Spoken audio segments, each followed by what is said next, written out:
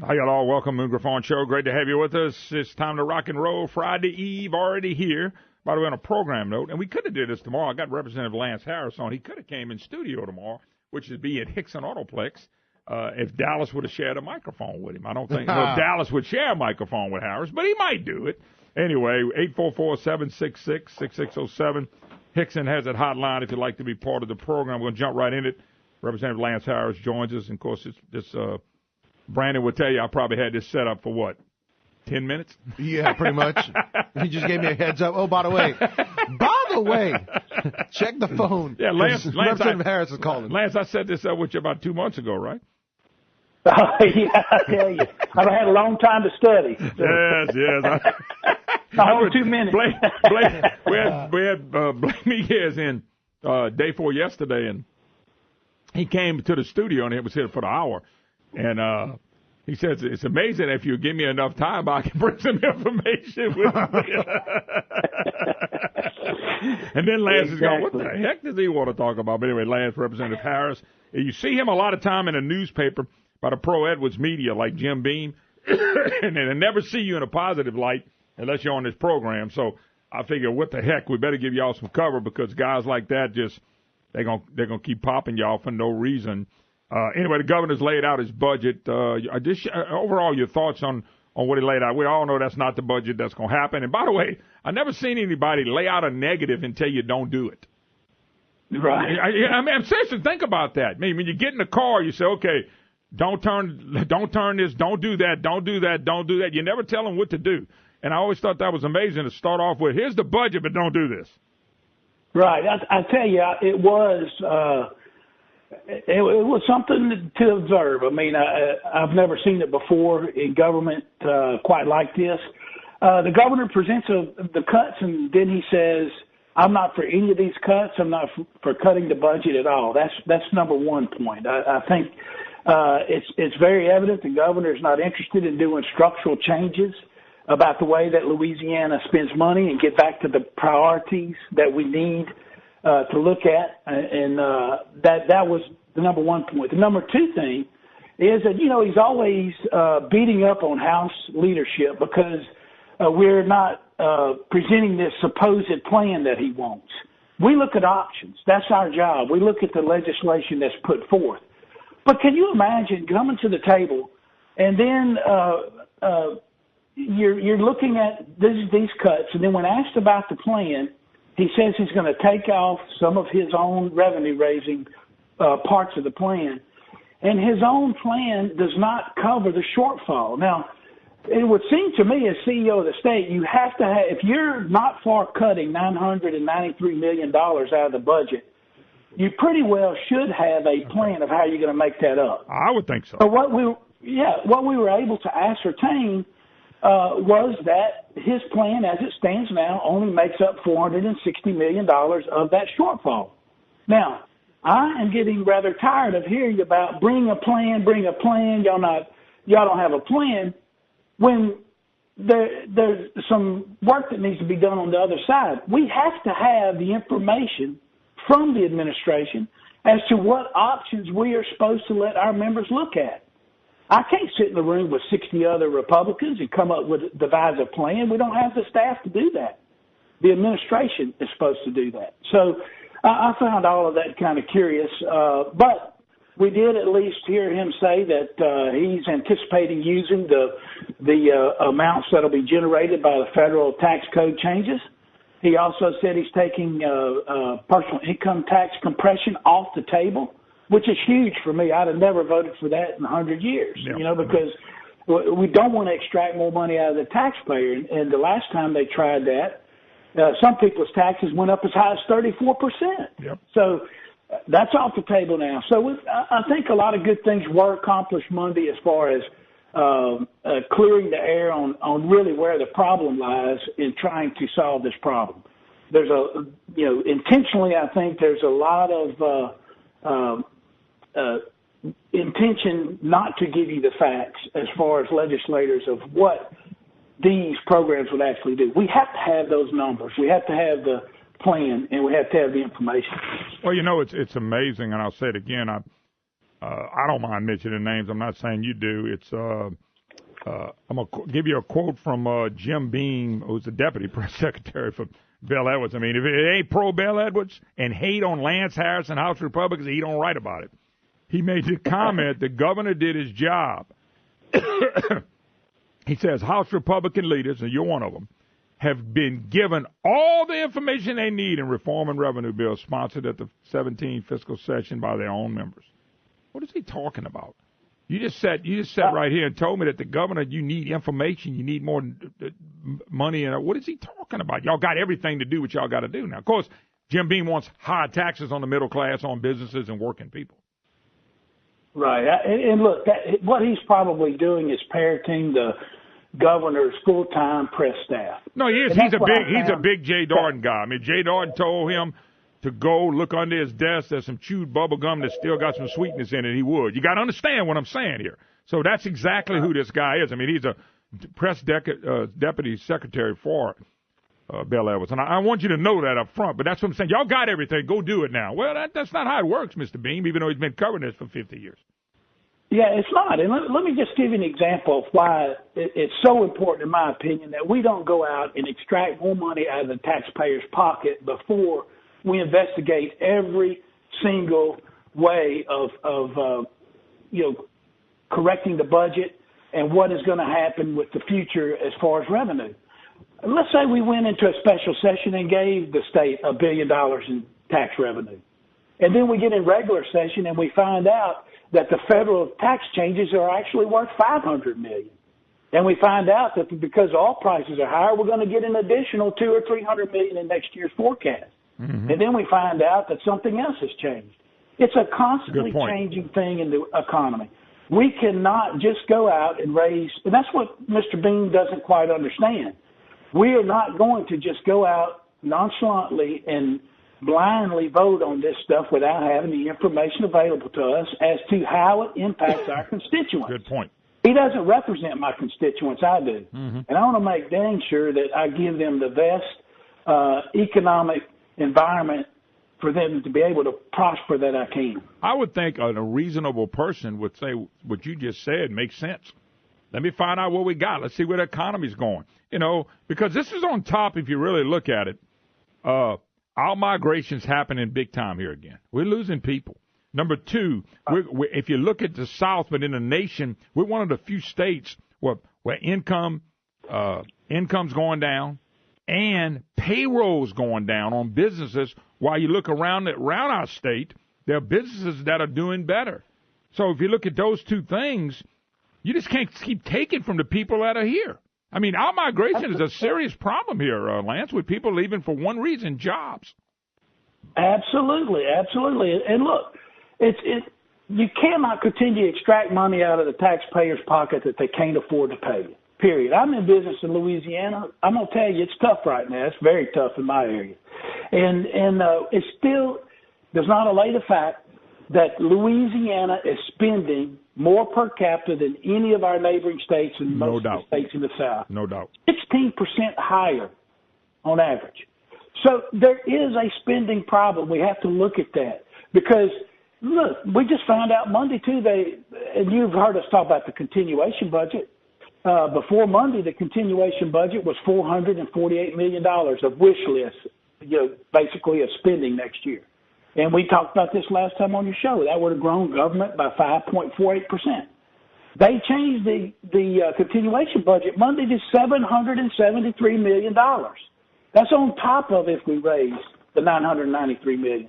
You cannot continue to grow government at that rate. It's just not possible. Our economy cannot keep up with it.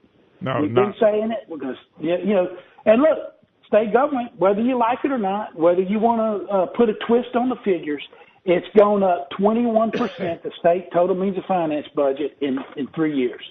That's impossible to keep up. Hey, that's the fact, Jack. Now, one of the things, you were there at the meeting, so maybe get your take on it. Senator Hewitt, who I had on yesterday, brought up something I've been bombing for a while, as you know, this $600 million cut.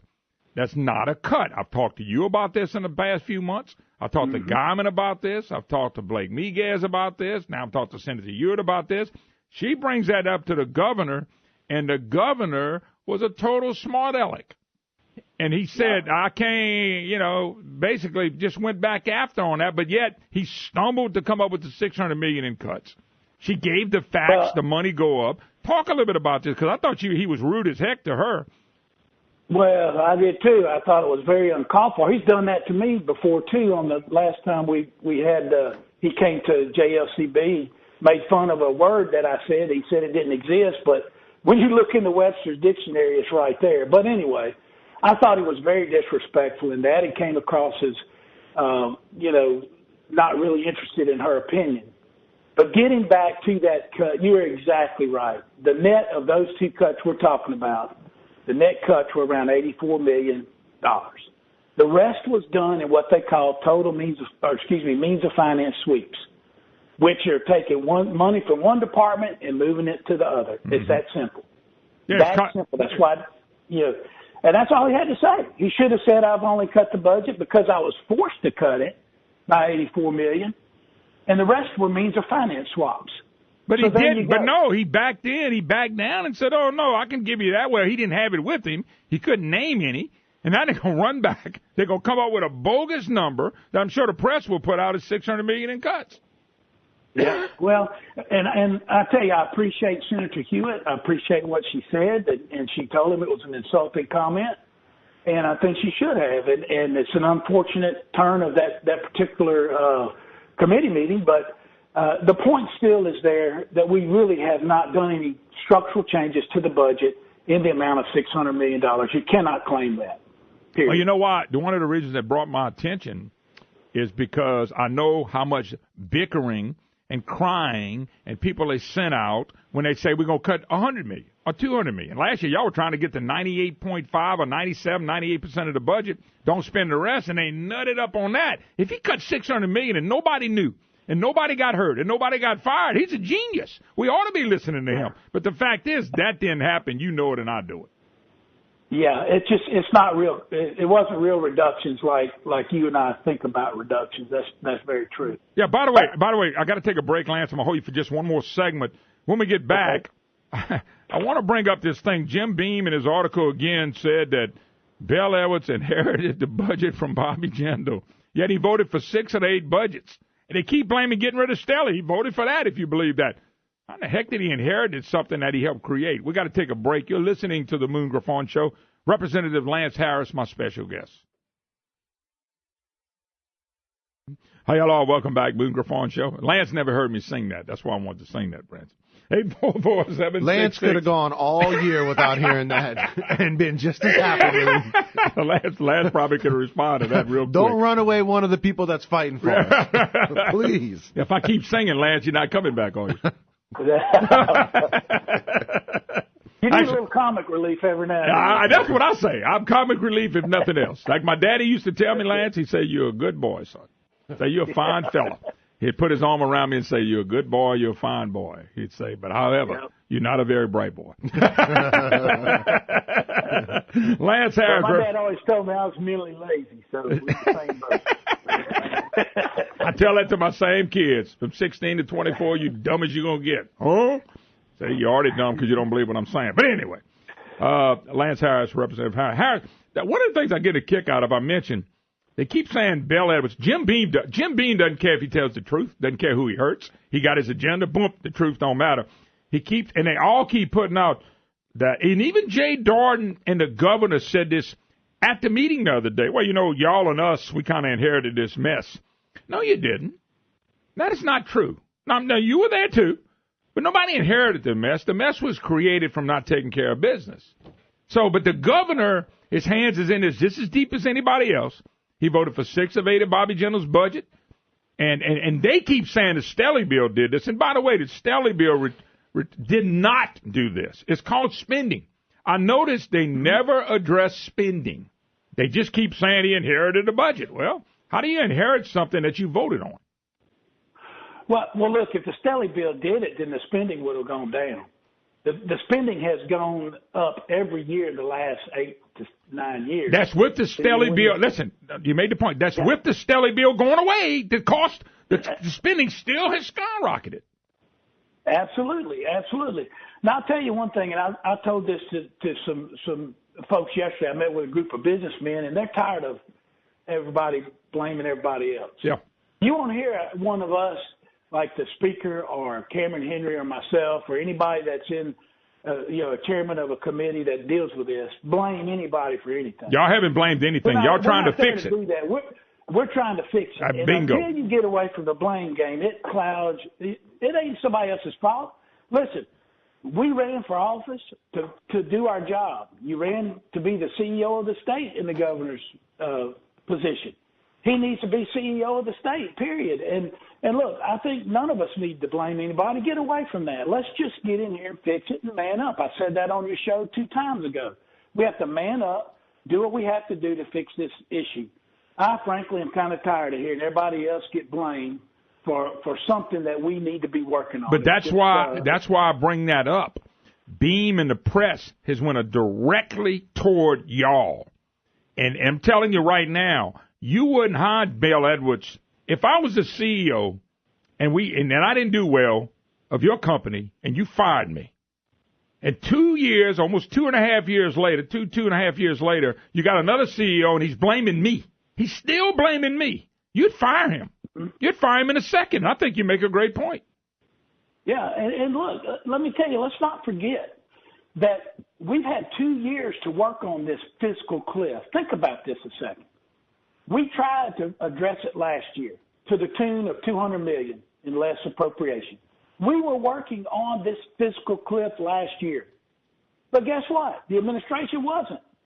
They didn't do one thing to curb spending. They knew this was coming 2 years ago when we passed the temporary tax. Where has been the work to address the fiscal cliff on the spending side? Yeah. I think you make a great point, and I'm going to go to something you just said. Y'all not in the blame game. You're trying to fix it. Y'all offered something. They didn't take it, so they blaming y'all. Y'all going to win on this if you stay tight. Listen, Lance, you know we're going to do this a bunch between now and the end of the session, so God bless. Have a great day. Thank you, Moon. Appreciate the heck out of you. All right, man. No problem at all. By the way, Kermit joins us. By the way, the session starts March 12th. Yeah, that's right around the corner, Moon. About 6 weeks. Man. 6 weeks. Yeah, Kermit will join. If you want to go on an Alaskan cruise with us, listen to the next segment. We'll be right back. Hi, y'all. Welcome back. Moon Griffon Show. Great to have you with us. 844-766-6607. Hickson has a hotline. Appreciate Representative Lance Harris when they write about him in a bad way from Lake Charles to Baton Rouge. Lance is in there fighting for businesses, families, and people that keep their money as the state continues to do what they do. So I just feel like we need to give these guys some cover, and the fact we'll put them on and let them tell their side of the story because these people in the press are having a heyday with them. One of my favorite people, Mr. Kermit, Travel Machine. Good morning, Mr. Moon. Yeah, pull that mic over there to you. You're kind of like me. You don't need much of a mic. Me and you go sit on the back of the truck and talk real loud. They'll hear us anyway. Sure. Kermit, we're making this trip, and I've gone one time before. It's a little different trip, and I want you to tell people because we want, folks, if you will go to travelmachine.net or go to my Facebook and Moon Griffon or go to KPEL website, we want you to come be a part of a trip. Some people it's going to be once in a lifetime. Some people have been to Alaska, but this particular trip is different than I went on, and I want you to tell people what they're going to get because this is really a great trip to go in the middle of the summer when everybody's burning up here. You're enjoying the weather up there, trust me. Oh yeah, and Travel Holiday magazine rates it as one of the best cruise ships in the world on 2 bases. One on food, and we know good food in Louisiana, and the other is their entertainment. And then they're Alaska experts that give you talks about what you're seeing and what you're experiencing. And, I mean, you're going to experience the extraordinary on that Celebrity Solstice. Gorgeous ship. Beautiful. I mean, I was always curious, how big is this ship for its number of passengers? Do you know? Yeah, she's not a mega ship. It's not the real big one. What she does, 1,200, 1,500? No. It's a couple of thousand, but the mega ships are 5,000. Wow. I've never been on a big one like that. Yeah, and they're great because they got a lot of options, but it's a lot of people. But we kept this because of the quality of Celebrity. You know, you got Carnival, which is a good product, and then you go a little bit better, and it's Royal Caribbean. Then for the folks at Royal Caribbean that said, I just want that little bit extra service and better speakers and just overall better, then you go up to Celebrity. And by the way, Royal Caribbean owns Celebrity. which the good thing about that is if you're a Royal Caribbean Pass guest, you used the status level you are, like your frequent travel level, you get to use that, and so you move up to that status level, whether it's a free drinks in the VIP lounge or extra getting in early and ahead of the others or less lines or whatever. So Royal Caribbean guests, pass guests, and Celebrity Pass guests get some extra above and beyond VIP. The neatest thing about a cruise, if you've never been on and you take this one, you're going to be starting at the top. Number two, though, is what I like about them. It's really a relaxing vacation in the fact you can do everything you want to do, especially on this trip. I'm going to let you talk about it, or do nothing. And what I mean by that, if you just want to be waited on, you're going to be waited on, because that's what the cruise does. Different from a regular hotel.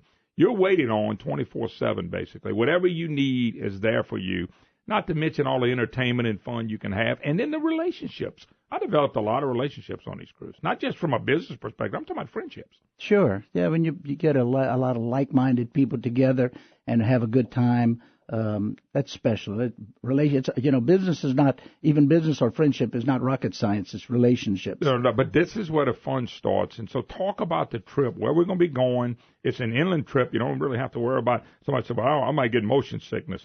Probably not on this trip. No, talk a little bit about this. Not on this. And the size of the ship stops that, too. We're going from Seattle, Washington to Ketchikan, Tracy Orme Fjord, Juneau, Skagway, Alaska, and just the best of the best. That's the best. If you're going to do Alaska, that's the way it is. Now, Victoria is where we'll have an option to spend some time before or after, what we call a pre or post trip. And that's something really special to see. And, man, if you like salmon, be ready for the freshest salmon in the world, and crabs. And they have the Dungeness crabs there. So my brother, when we went, he asked for a dozen crabs and said, no, this is not what you're looking at. This ain't South Louisiana crabs. No, not that. One crab, and you got a meal. But Ketchikan has 1,000-foot waterfalls. It has beautiful lakes. It's known as the salmon capital of the world. It's going to be the freshest fish, salmon, and that you've ever eaten. And you got canoe rides. I mean, nature trails.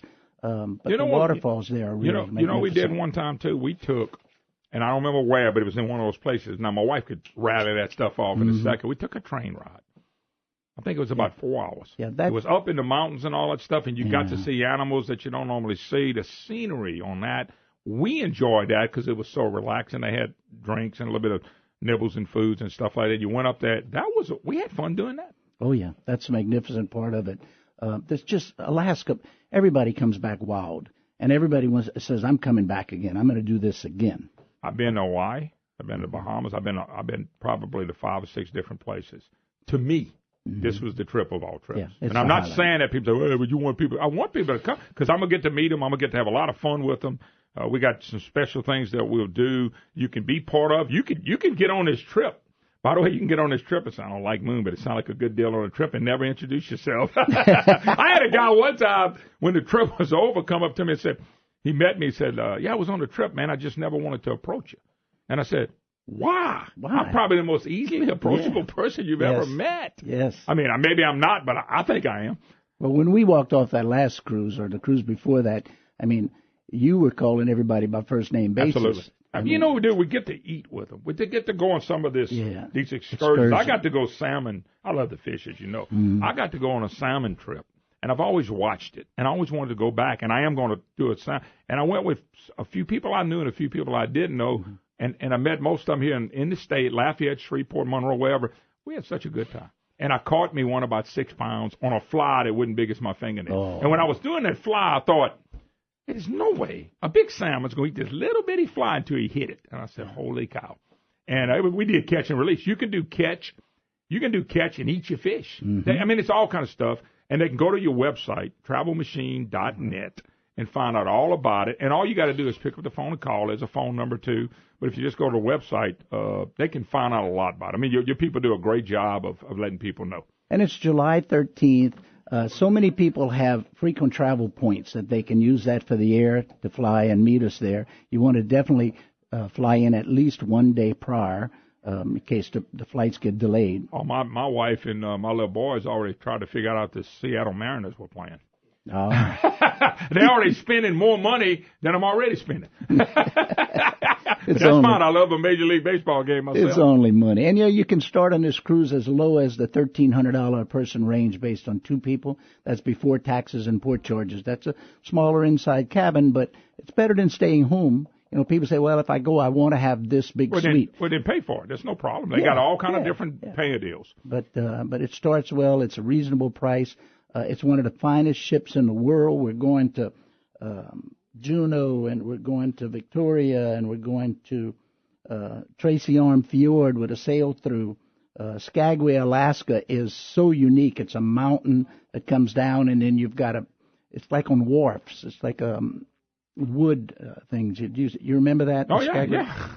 Listen, the other thing is if somebody's sitting there going, well, I'm checking on flights, let Travel Machine help you with that. Y'all know where the flights are going out of. When somebody says they're in Shreveport or Monroe or Ellick or whatever, or Lake Charles, they may be something closer. You may can use your own airport. You may think it's too hot and get you something else. So you will help them from the start to the end. Yep. And that's what Travel Machine's always done with us. And every year for Alaska, we get calls around May, and they say, you know what, I want to go to Alaska this summer, and it's just too late.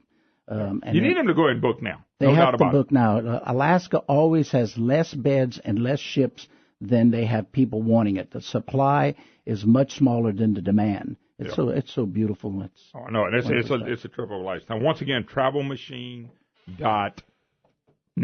Yep. They can go to my Facebook, Friends of Moon Griffon. KPL has a Facebook. They got their website. You can go there. And we want you to come be a part of it. This is really a fun trip. It's fun for me because I'm really going to I'll meet some people I know. We already know some people. Yeah. But we'll get to see people that we don't know, we never met, and we sit down and get to know them. And that, to me, my sister from out of the Atlanta area, somewhere in Georgia outside Atlanta, one of those suburban areres, I know her and her husband coming. They are so excited to come on a trip with us. Oh, boy, they're going to be with a bunch as a matter of fact, I looked, I lost my dad back before Christmas.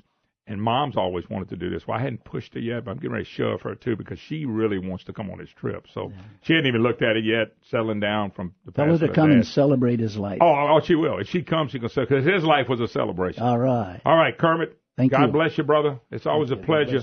TravelMachine.net, Moon Griffon Facebook, KPL Facebook.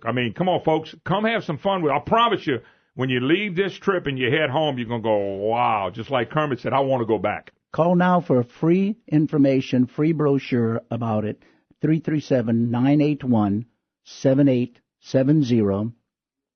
And any of the agents can help you, but Mona's been the key person on the Alaska trip. But 337-981-7870, and call us. We can answer more questions. No doubt about it. And do it now, folks, because get on there early before the cabins are gone, because they will be gone sooner or later. Yep. Thank you, Kermit. God bless you, brother. All right, we got to take a break. More to come. Moon Griffon Show right after this. Yeah. Brandon, guess what I'm going to eat tomorrow night? Tomorrow night?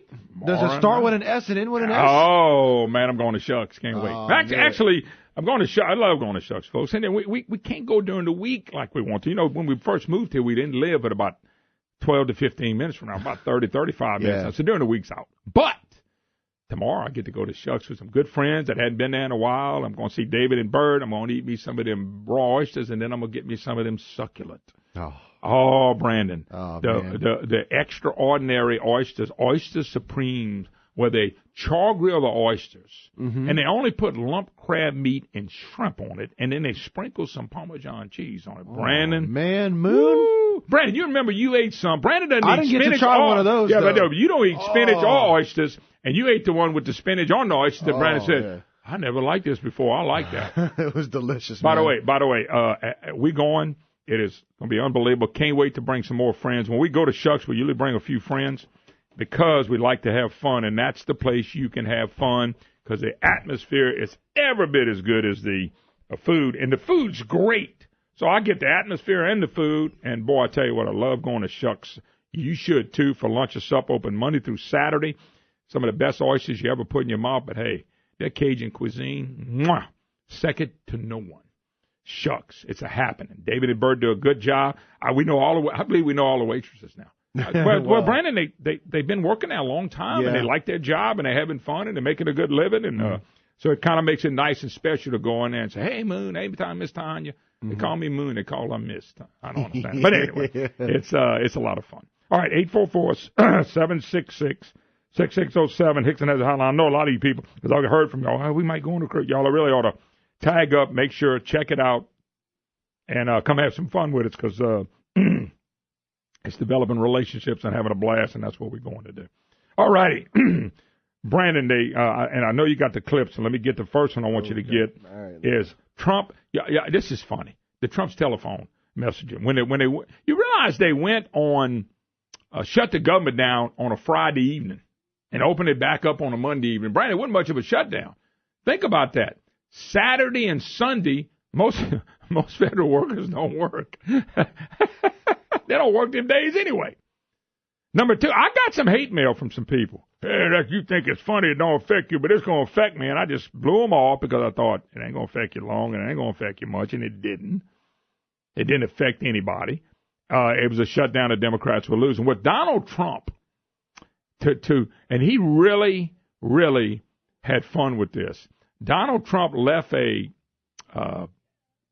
voicemail on his answer machine, and Trump wins again. Listen to what was on his answer machine, as Brandon finds this. Listen to what's on his answer machine.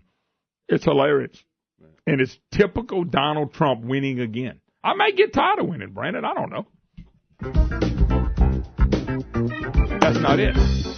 I know it's doing the thing I was telling you about earlier, remember? I know, but... I'm assuming it's going to come right to it. No. It was the one below that one. You got to go to one below that. Goes directly to it. It don't have all the jam. Y'all can jam if you want to. Go to one below that, Brandon. Okay, let's see now. Go to that one. Thank you for calling the White House. Unfortunately, we cannot answer your call today because congressional Democrats are holding government funding, including funding for our troops and other national security priorities, hostage to an unrelated immigration debate. Due to this obstruction, the government is shut down. In the meantime, you can leave a comment for the president at www.whitehouse.gov/contact. We look forward to taking your calls as soon as the government reopens. Is that not typical Donald Trump? Unbelievable. That is hilarious that he did that. And once again, liberals got lanced again. Now, let's talk about another liberal nut, Mitch Landrieu. The mayor of New Orleans, destroying New Orleans one day at a time, Landrieu. All right. What you had with Mickey Mouse Mitch is, by the way, might be the Democrat presidential nominee. That'd be funny.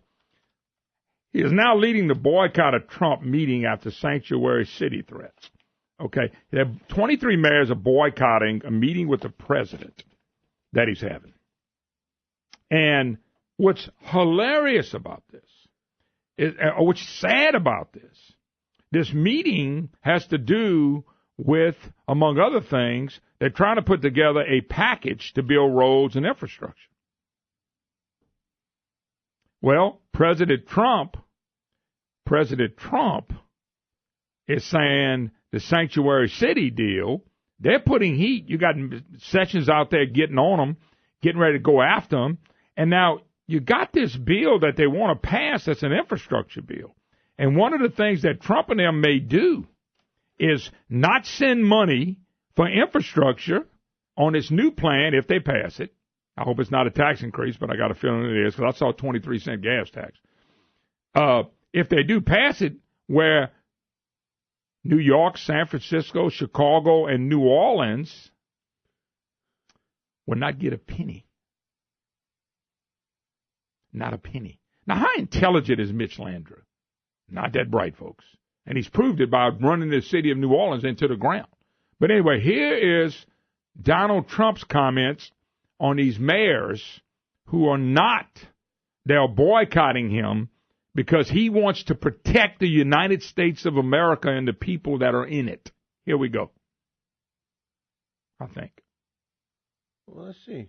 It's not popular? Well, he's talking, but there's no words coming out of his mouth. Well, Brandon, I mean, you ever heard a politician talk and no words come out of their mouth? Well, let's try this. Let's try this. Two fantastic friends of mine for a long time. Tony Harp. Where's Tony? Tony. Tony? Tony? Uh-oh. Tony? Can't be a sanctuary city person, I know. That's not possible, is it? Well, I want to just say, we'll start by saying that, as you know, the Department of Justice today has announced a critical legal step to hold accountable sanctuary cities that violate federal law and free criminal aliens back into our communities. We can't have that. Can't have it. It would be very easy to go the other way, but we can't have it. We want a safe country. And it's getting safer all the time. Sanctuary cities are the best friend of gangs and cartels. They are. Like MS-13. You know that. The result in the death rate around sanctuary cities, in and around, for innocent Americans is unacceptable. Take a look at what happened in San Francisco and Kate Steinle and countless others. My administration is committed to protecting innocent Americans, and the mayors who choose to boycott this event have put the needs of criminal illegal immigrants over law-abiding Americans. But let me tell you, the vast majority of people showed up. Okay? The vast majority. Because the vast majority believe in safety for your city. You know, it is amazing, and Trump was right on the money. They have why are Democrats putting the concerns of illegals ahead of citizens of the United States, law-abiding citizens? Can anybody tell me why would a Democrat want to go all out for illegals? I'm not talking about illegals. Instead of working to preserve their citizens and their community. I want to know, folks, why do you think they're doing that? Why would somebody want to why? We'll come back, talk about it. 844-766-6607. Hickson has a hotline. By the way, Fox News poll, Trump starting to skyrocket again. We'll be right back.